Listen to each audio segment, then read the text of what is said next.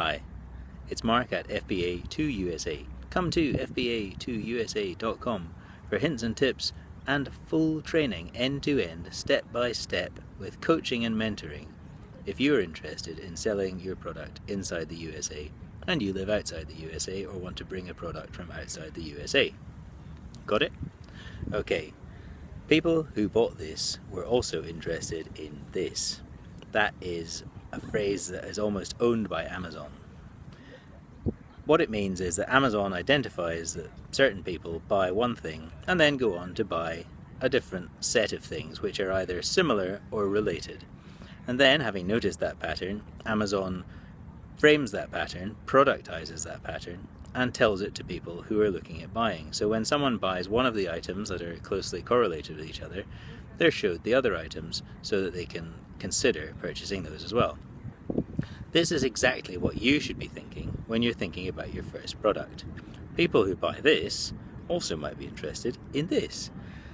What I mean by that is, when you pick a product, there might be a specific product that you've found that's worth about $20 to $40 retail, that seems to be doing well on the Amazon bestsellers list, and which you have some sort of affinity for so that you could explain quite quickly why people should buy it from you if it was under your brand. The next thing to think about is, what would people who bought this also be interested in? And the reason to think about that is, no one product is going to always be successful, and a business based on selling only one product all the time is likely to face the ups and downs of a whole series of things, including competition, fashion, changes in behaviors, obsolescence. All sorts of things can affect it. But what is always true is that the kinds of people who buy one thing are usually the kinds of people who buy similar things which are related to the same kind of niche which makes them a customer in the first place. One of the easy ones to talk about here is fitness. People who buy trainers also buy general sweatpants, hats, sunscreen, sunglasses, earphones.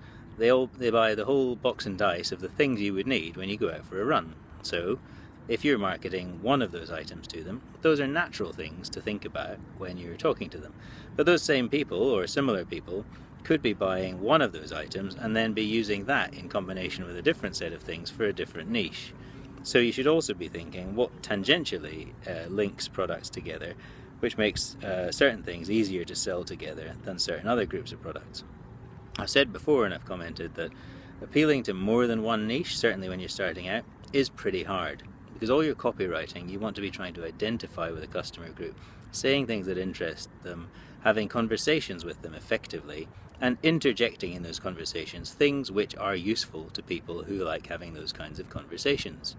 So, when someone buys one kind of thing, they also might be interested in buying the other kinds of things, and those things are things that you should be the person selling to them.